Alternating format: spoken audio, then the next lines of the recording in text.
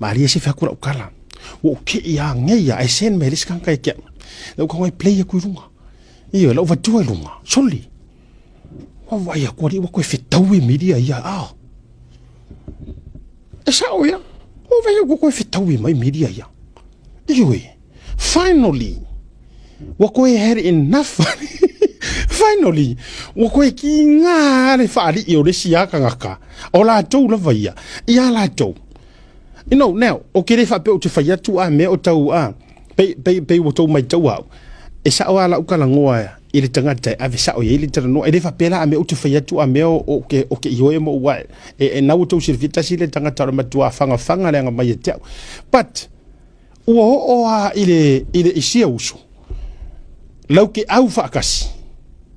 Vahenga whaakasi, lango whaakasi le HRPP.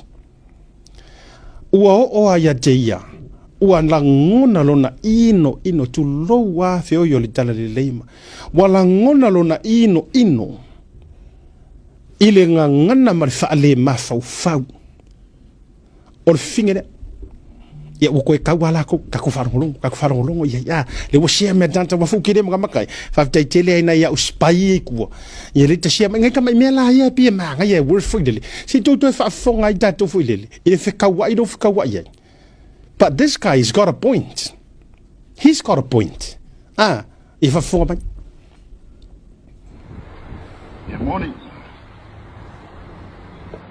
alo so fu le tai au ya le fo ye inu sina coffee ya ona matai fo ile nga luenga le aso asi fai at lava sia tamai tala pu ule ile fa fine a ngutu pu a fo ile o litia me a maili le fai maili la por kalame Sydney masi tamali fo ile o tole fo ile wanga ila sa fam talanga ya tole fo ai ole fa fine le ngutu pu a le o litia me a maili le o tala no sa o tu lava ia mau fai atu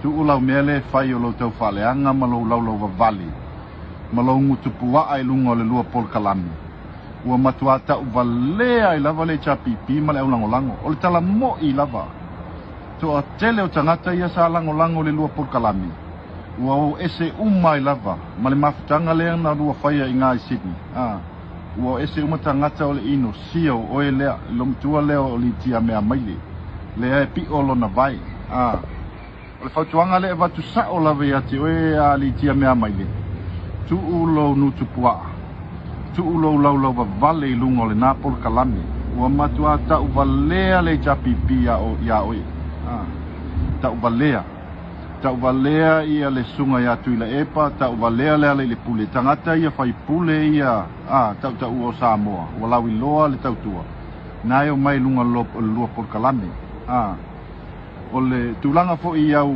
tua inga ia la lau solo tangata ua matua ino sia i lava oi ma o tulanga fo ile wa le to ye ni se fia mata lua por kalame o le malo si o la mutu pua o la fo tuanga la tu ulo if I was you, I will better stop doing what I'm doing.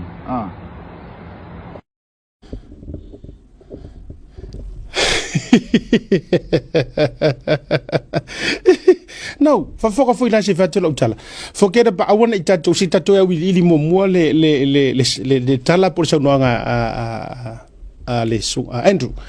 Forget about tele va tu ambe o tau tatia ia le kele fo yo fanga marka fa lenga mayo. Ai nano fa tu by the way, langa wangalo no o va tu le la bata inga mua. Ne te wo to fa pe mai o fa ingoa e morio o ia rikia. E se upulenga tu lo le ngoa le maile. No. In fact, I have done my own research. Po umango su e aku i longa ainga i sala i lua tu lo le ta ua le fioanga o longa ingo sa o na. Ia. Le la mana tua. O la fo ia si la fia e morio. O la si la fia le ya morio o mandu o lana o la tona la to mio malako wa. But somebody had enough. Mana jo foi le tala e fai le ipu e kau masua sua. O le ale me kupu le ipu e kau masua sua. E punga i feak. E punga i fafo. A kau masua lo le punga lo le fafu.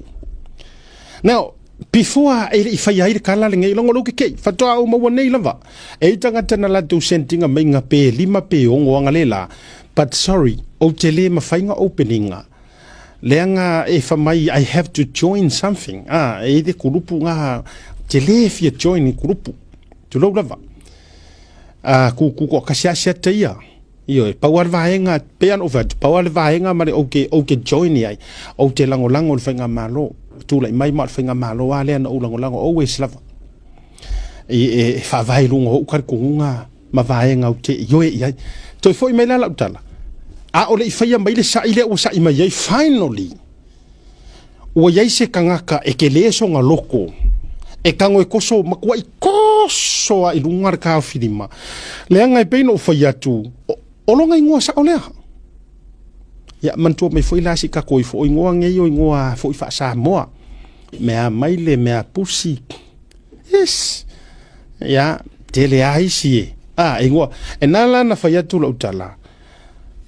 O ai foi se. Lava ongo sa ia ku inga kala. Tu lo. O ai foi le koa mangu se o ka ko sa moa. Te lo to e si vai nga nano tau mawa nga penga sia mai fo wa fongo kia fa ka fongo kia nga ke mai ai lunga me langa o uia langa se mata to piano fat o uia e paulava o ke le manga o e au mai nga tu lo wanga nga fa e kukusa malonga ingoa manga nga fa ku fangua le mafufa te le mana o langa e nga o ia o matua ulo lava kau ke feika uma ka ilo fo isonga fiaika pe kukusa fo i marka ko feika ai ore kau ka kala ia nga fa pe ke le la vale lo winga la utala e le la ku va ia kula ia awala ngore manda ya aka ko ka uakua atato tango fitato we watu ale ka ke opposition ava pe ole ka ke wala nga tau tele o vaenga ole ka ke fa fia ngai aka ko ka ngo fila ka ya he or makua e ngu ku ale mafofo e akaka e le kea ai sea le nga ole na te loa e tau tele o tutu fa tasi e tau tele a mi o pu fa tasi pe o ngai Mangora upu ile le fa perkangia. It takes one to know one. O le ala le wing or nga fa makalanga mam mam le mori or kala luk fa ko. Iyo. O le ala le wing or fa matalanga. O la wa ko review la ila ver kanga ka le la ko vaenga. Zale wa mongie I fare ko pidi. Makua I mongie I fare ko pidi. E fa ya ko e urufe o ai la fai ai o so mai au so mai ai la fa ai le rola la fai ai fe o ala bo so mai la fa sanga mai no marka nga ka la ko vai la fa ka ko ai fe o le mela na le o tupu o le me tonu ala na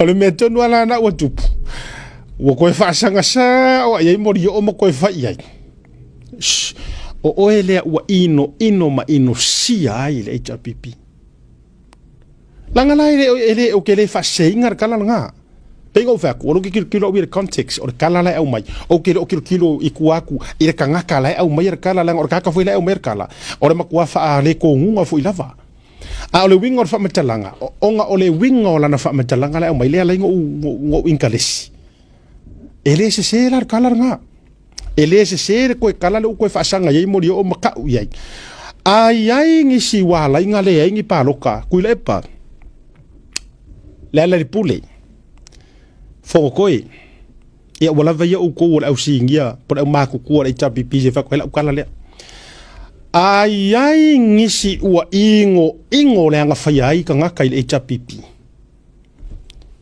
or fingere marungari dia e fai mai la ko vai ku ya ko le fo e fai mai ko le fo pe fo ile le wakau pe wakau wa wakau lo ar mo ma si or fa ru mai nga ai o fau kuangi si o le ainga o siong ko ruanga ngofo mua posesio sa e kamali anga sa le leia lo kamali anga io e pui nga singa wale ka ke kau vai ko le mai ka ngaka pe fa mauni ai la e pe wa kauru fiarnga a ole alu le alu le ka ngaka le ka umai e morio o longa ingoa oka le la o tua o tau lau e ta pipi se fai fo se ngaruenga fe so soangi ngaruenga nga bu fai morio e ro bu fa chao fe so soangi ro ia palasia e ma se si pomu ye walanga o le fiu ma tau e fai atu o le mo ke fiu e fe ai fa perfinge le o ma ko lo ko le nga ya o ye fia lo ko le nga ye ko nga ka va pe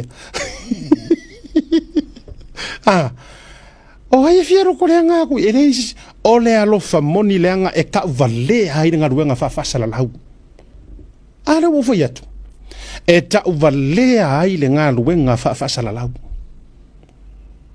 so a ila se mea mau ke kualalo mau ke fia kualalo fa mole a fai fo i wa ai o ke so ngala lo so le e ye me ngara ka fa ku ia nga ka fa ku ia ko le fo e le video nga mai dunga na fa mai tu lisi fo ngale e fa mai nga ka fa ku ko le fo ia o le ke vai ko o nga isi vo yo wa inga ye ko ming ai fa sanga lo mo ko ye ya ai fa sanga me ya o ai maru ai inga ai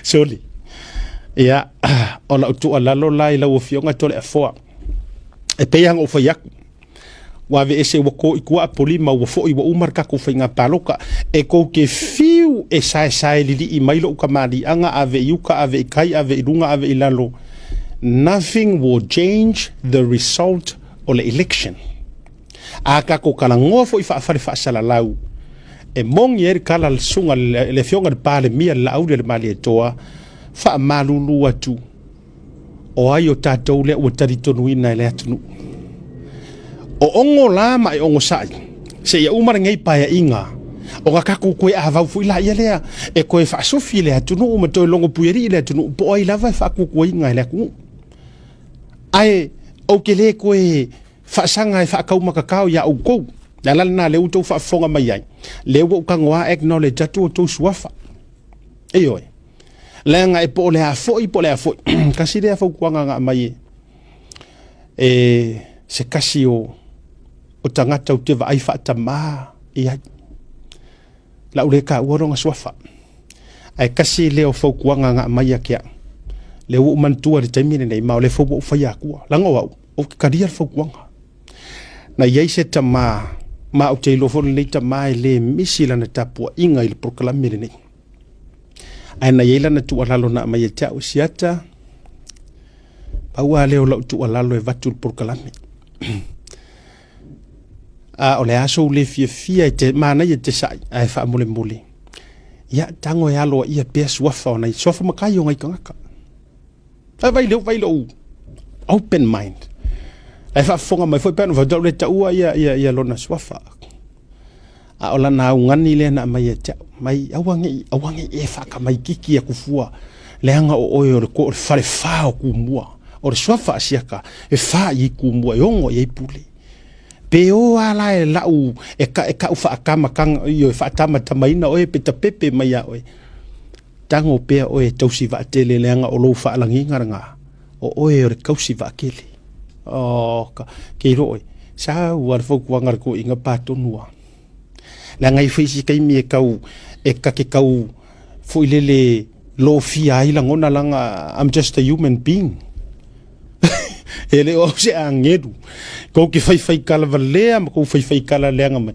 ya ai la te mi foi le pi tau fa pena la utilo ia na te ia le o tango tu foi la ia ua fa ka mai kiki ku fo isi kai mi ka ungo ko suafa to suafa ia tu fai tu ai ia o utalia le fa tuanga wa mai ku sala pe ko ke fa ka mai ki mai ia langa o kalia le fa tuanga au tuet mosiko inga ka pua il proclame ia la nga le ko fa fonga mai ko kango ko ka wa ko morio ko ka wa ko le foa io ko ka wa ku isi ko swafa ia ai fai kalia la ko ainga fai kalia ko i ku malo ia mafaingi fuafuanga ia ko wa mionga pe avai ko kele act up ko kele o live up for e kusa ai o re mawolulunga o kulanga i o ko swafa toi foi mai la kana o le la ke aka ia asita tu malolo